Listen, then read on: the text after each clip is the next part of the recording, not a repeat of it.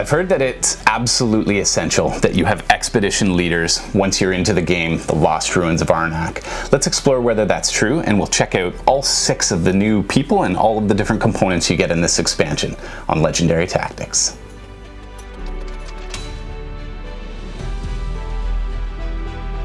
Okay, so we're going to start with the Leader's Expedition here, and we're looking at our 6 characters that they've included in the upgrade here. Yeah. I thought I'll start with the Captain. Okay, let's hear. So our very first character is the Captain, and he actually adds a third archaeologist. Yeah. Oh, that's handy. Yes. That's handy. Oh, that is immediately my favorite. So it's a pretty powerful one right off the top. Now, it does come with a bit of a little extra intrigue as well, because you do get 2 cards to add to your deck. Mm-hmm. Well, there's actually more cards than that. Those are the most interesting ones. Yeah. So we've pared down to the ones that are of most intrigue here. The Hidden Fear card, now it's a -2 VPs. Yeah. But if you're able to trash it throughout the game, then what happens is you gain a single fear card and a compass. So you can actually whittle it down to 1 fear, and then you could slowly work it out of your deck. And does that start in your original deck? Yes. Oh, cool. Yeah. Yes. The second bonus is the Transmission card, and this rewards you for getting all 3 archaeologists down. So if you can get all 3 down, you actually, when you play this card, based on how many archaeologists you have down, you gain different abilities. Yeah. Okay. Well, at the end of this section of the video, I think we should all vote on what we think are the best leaders. I'm already probably going to choose that one, but let's find out. Maybe some of these are better. Don't forget the last ability there. So you can call a specialist as a captain, so you can play one of your workers here and use an assistant that is not actually on your board. So it's one that's in the supply. Oh, in the supply, okay. So you can actually use that as an ability. There is a card, I think, in the base game that allows that same ability. Yeah, like special, yeah, for sure. Okay, very nice. Who's your first character? All right, so my first one is the Baroness. Okay, let's see, we'll put it like this. So the Baroness has a kind of more of an item-based focus. So the Baroness starts with a card called the Special Delivery card, and this is always in hand. So you always pick this card up, and you draw 4 other cards. So, and what it does is when you buy an item, you pick it up and put it directly in your hand. Oh, perfect. Okay, so you can use it get right away. Straight into your satchel. Yes, right away. Cool. She also has this passive income from investments, so every turn she gets an extra gold, which is handy. This also is a resourcefulness card, which depends on how many items are down, gives you a specific bonus. So if you don't have any items down that turn, you get just a dollar.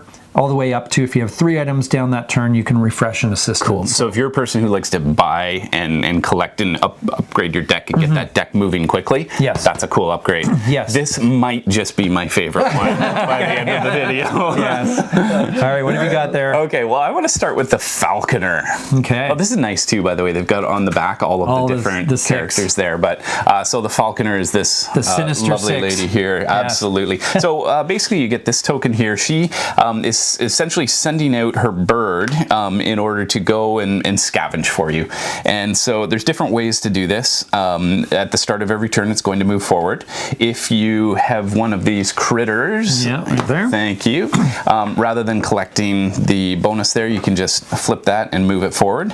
And then if you'd like to, and there are actually cards that you can do it with as well. These guys here would be examples where you can play those cards for, this is a nice easy one, to advance your bird. Yep. Now, if at any point you decide to sort of reset your bird back to the beginning, then you get the benefit described there. So what's really cool I want to show you on this is that if you get her to the end, this would allow you to take a little peek at. No, it actually allows, so if this site has been discovered, a level 1 site, you actually get the bonus. So you get that. You send your bird out to go and collect that for you, and same for this. So same that's for the level 2 sites, which could be really valuable if there's. That's right. I mean, look, you get a coin, 2 tablets, and you can activate a base camp. So this would be nice for a late game surge where you've taken a while, everybody's forgotten about you, and they don't remember your Falconer power, and boom. So, okay. You also get another starting card, which is based on the number of guardians you've defeated. Right. So if you play this and you've defeated 3 guardians, you can advance your bird and get a coin. Nice. Or you can banish a card if 1+ or whatever. So very cool. That's pretty cool. Okay. All right.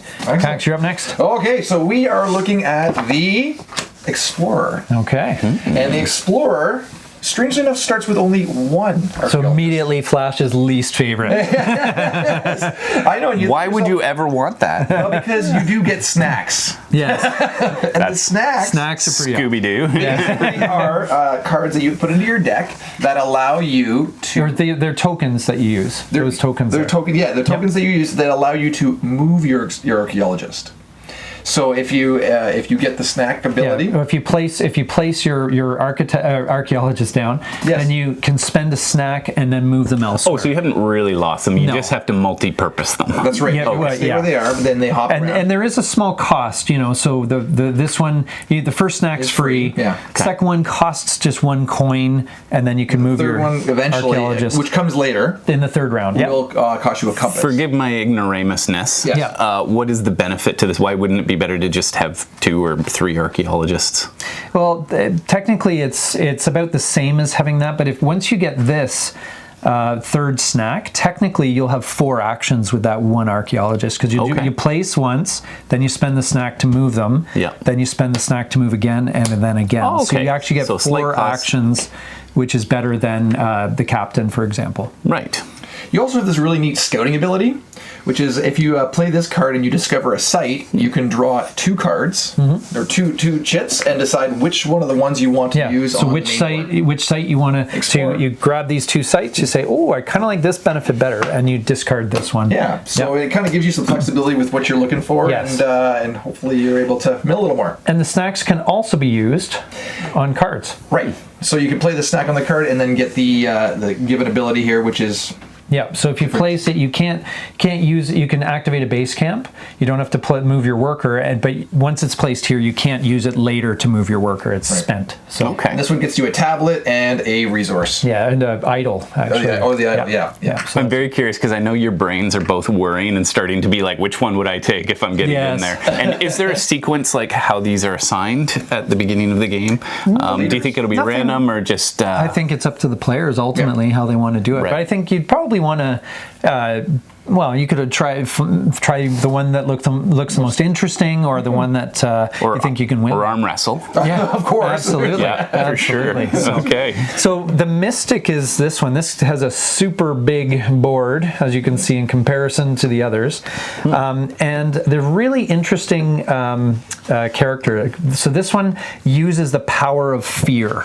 Okay. Oh, that's a So- neat thematic spin. Yeah, so every time that they actually have 5 idle slots, and when you place Oh, an idle cool. here, you get a fear card, which you might be like, why would I want to do that? And in fact, at every beginning of every turn, you actually get a fear card as well. Okay. And you're like, why would I Where's want this that? leading? Well, when you exile a fear card, it goes into this ritual space, and you can exile one of your initial starting cards with the little fire symbol, and that allows you to do a ritual, which, depending on how many fear cards you have here, gives you different bonuses. So if you have just 2 fear cards, you get a coin and a compass. Wow. But if you have 4 fear cards, it allows you to overcome a guardian on like one of these one of these, creatures yes. on one of the sites at no cost.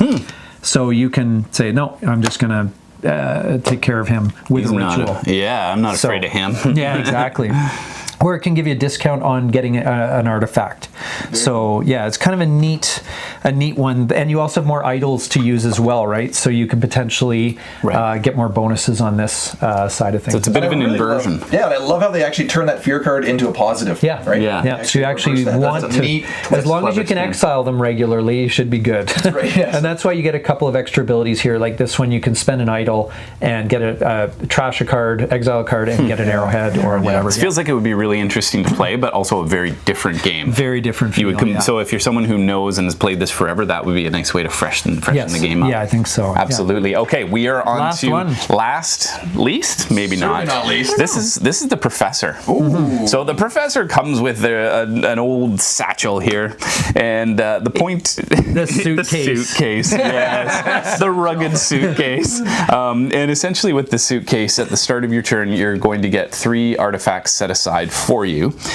As each round advances, you'll get different tokens. We don't have any on the table here, but those get added into the suitcase as you go, and then you can spend the resources in here to buy these, or you can also buy from the card row. You do have a choice, but you can't use those resources to just go out on missions or whatever. They have to be used for artifacts. Yeah, so he's essentially just hoarding, like he's sneaking along and finding things in the shadows and stuffing them in his bag and, you know, hiding them for later. So, absolutely. And I don't think there's no key cards that we need to mention there.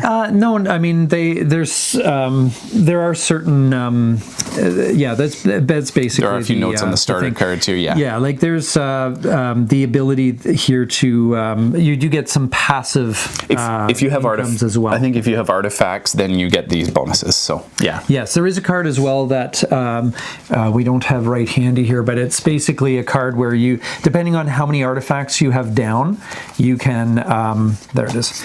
You can get certain bonuses. So if you have 2 artifacts like in play or whatever, then you get a couple of resources in your suitcase. That's right. So other than that, pretty straightforward. I have to say that besides the meeple, that suitcase, that satchel is pretty sweet. I think I would be eyeing that up. Yeah. Okay. Well, let's on the count of 3 point to the one we would want to use on our first gameplay and or our favorite. Yes. Okay. Everybody ready? 3, 2, 1, go! Oh, the captain, popular. Oh,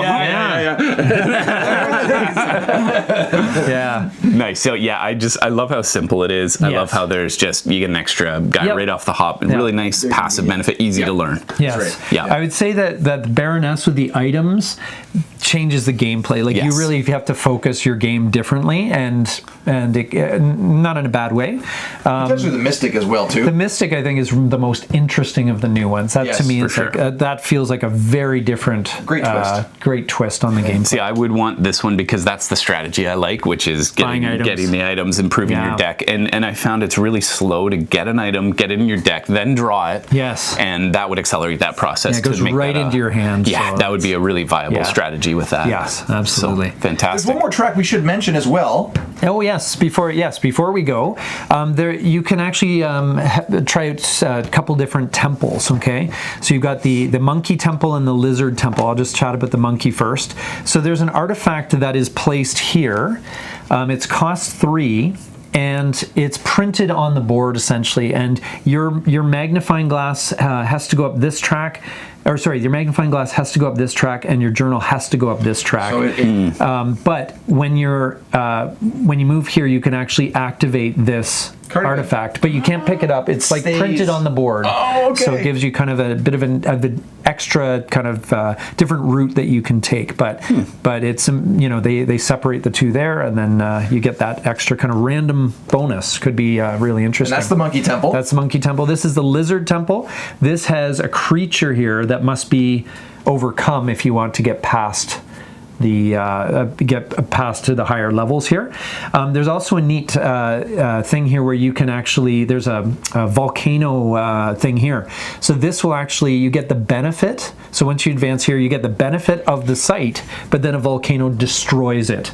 So you could say, I'm going to get this benefit here from this site on the board. Yeah. And you say, I get 2 scrolls and upgrade one of my resources, and then it blows up and it's no longer around anymore. Cax's style of play. So, trash it as just trash it. Yeah. So so that kind of adds a couple of, there's a couple other things, but it's basically the key. We do get some more monsters. We get some more sites. We get more of these, and some more items as well. These more fellas artifacts. you can add over here. So so it feels like this is if you want to freshen up your game, if you want to add a lot of variety to your game, this would probably be the way to go. Next time you play this game, would you want to use this, or would you just go back to the base game? Oh, I think I'd be incorporating this one. Yeah. I think with the new leader abilities, with the new tracks here, I think there's a lot of fun components to. And I don't feel like it's that hard to learn. Like I learned my characters here in just a couple of minutes. It was pretty simple. Yeah, I think so. I think that would add some nice variable player powers. Absolutely, yeah. So. Excellent. Well, thank you for joining us, and let us know which character you would choose if you were playing this game. And in the meantime, get out there, get gaming, and be legendary.